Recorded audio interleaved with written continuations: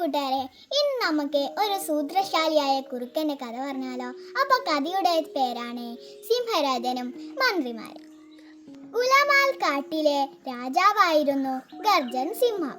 ഗർജൻ സിംഹത്തിന് 2 മന്ത്രിമാരായിരുന്നു ഉണ്ടായിരുന്നത്, ഒരു കുറുക്കനും ഒരു ചെന്നായും. കുറുക്കൻ വളരെ തന്ത്രശാലിയും ബുദ്ധിമാനും ആയിരുന്നു. അതുകൊണ്ട് ചെന്നായക്ക് അവനോട് വളരെ അസൂയയായിരുന്നു. കുറുക്കനെ കൊന്നിട്ട് ചെന്നായക്ക് സിംഹരാജന്റെ ഒരേ ഒരു മന്ത്രിയായി വിലസണമെന്നായിരുന്നു ചെന്നായയുടെ ആഗ്രഹം. ഒരു ദിവസം സിംഹരാജന് തീരെ സുഖമില്ലാതായി. കുറുക്കനെ ഇല്ലാതാക്കാൻ പറ്റിയ സമയം ഇതുതന്നെ ചെന്നായ തീരുമാനിച്ചു.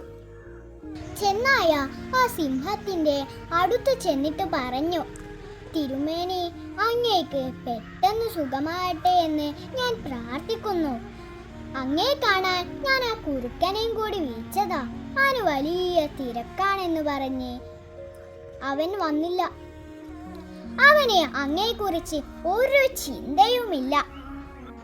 ചെന്നായിയുടെ തൊട്ടു പിന്നിൽ കുറുക്കൻ നിൽക്കുന്നത് അവൻ അറിഞ്ഞില്ല. പക്ഷേ സിംഹം കുറുക്കനെ കണ്ടു. ഒടുവിൽ എന്നെ കാണാൻ നീ ഇവിടെ വന്നല്ലേ? അല്ല, നിനക്ക് എന്തായിരുന്നു ഇത്ര തിരക്ക്? തിരുമേനി കുറുക്കനോട് ചോദിച്ചു. ഞാനൊരു വൈദ്യനെ കാണാൻ പോയതാണ്, കുറുക്കൻ പറഞ്ഞു. വൈദ്യനെയോ? എന്തിനെ? സിംഹം അത്ഭുതത്തോടെ ചോദിച്ചു. അവിടുത്തെ രോഗത്തിന് പ്രതിവിധി കാണാൻ തന്നെ തിരുമേനി, സൂത്രശാലിയായ കുറുക്കൻ പറഞ്ഞു. സിംഹത്തിന് വലിയ സന്തോഷമായി. എന്നിട്ട് വൈദ്യൻ എന്തു പറഞ്ഞു? സിംഹം തിരക്കി ചെന്നായിയുടെ ചുടുചോര കുടിക്കണമെന്നാണ് പറഞ്ഞത്. അങ്ങനെ ചെയ്താൽ അങ്ങയുടെ അസുഖം പെട്ടെന്ന് മാറുമത്രേ, കുറുക്കൻ പറഞ്ഞു.